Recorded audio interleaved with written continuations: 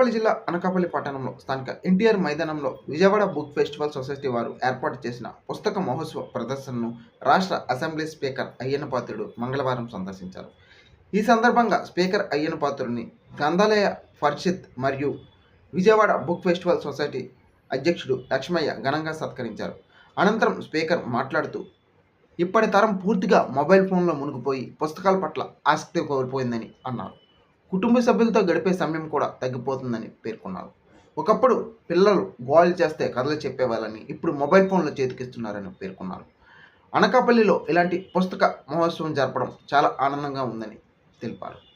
మహనీయుల పుస్తకాలు కూడా ఈ ప్రదర్శనలో ఉండటం ప్రతి ఒక్కరూ దీన్ని ఉపయోగించుకోవాలని అయ్యన్న పాత్రుడు పిలుపునిచ్చారు. మన అనకాపల్లిలో ముఖ్యమైనటువంటి పట్టణంలో పుస్తకాల ఎగ్జిబిషన్ అన్నది ప్రారంభించడానికి నన్ను ఆహ్వానించారు. నాకు ఇంతకుముందు కూడా అలవాటు ఉంది పుస్తకాలు చదవడం అనేది. ఆ ఇంట్రెస్ట్ మీద నేను రావడం జరిగింది. బుక్ కలెక్షన్ చూస్తే చాలా బ్రహ్మాండంగా ఉంది. లోపల అన్ని రకాల పుస్తకాలు ఉన్నాయి. ఇక్కడ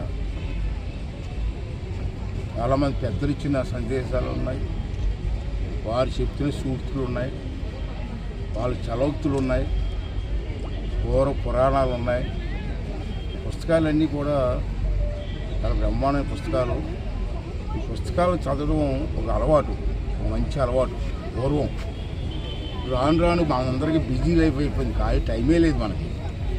పిల్లలతో మాట్లాడడానికి టైం లేదు, భార్యతో సరదాగా మాట్లాడడానికి టైం లేదు.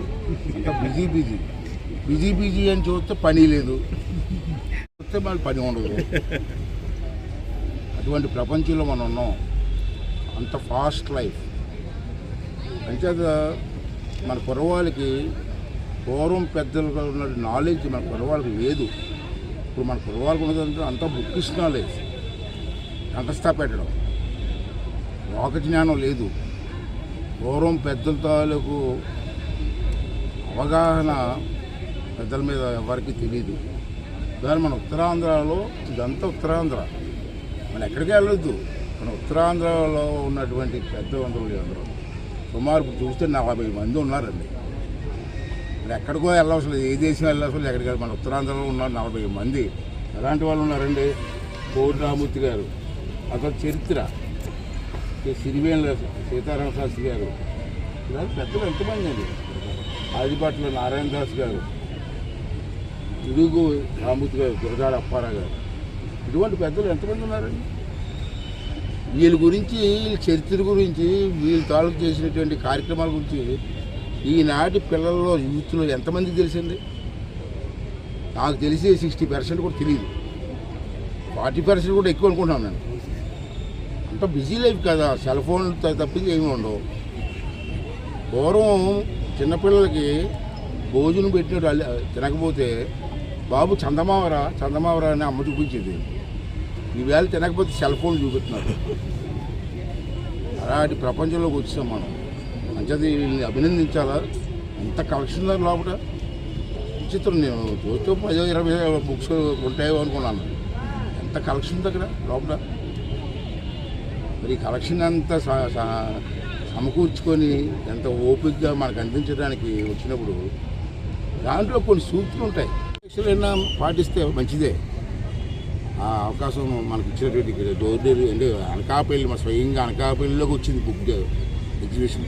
మనం ఎక్కడికో వెళ్ళకుండా ఇక్కడికి వచ్చింది. అంటే దీన్ని అందరూ కూడా చదువుకున్న కుర్రవాళ్ళు కానివ్వండి, లేకపోతే మనం కొంతమంది ఇప్పుడు వయసు అయిపోయిన వాళ్ళు ఉన్నారు, ఖాళీగా ఉంటాం ఇంట్లో, బోరు కొడుతూ ఉంటుంది, ఏం చేయాలో అర్థం కాదు. అలాంటప్పుడు ఈ బుక్స్ తిరిగేస్తూ ఉంటే నాలెడ్జ్ వస్తుంది, చాలామంది చెప్పే అవకాశం వస్తుంది.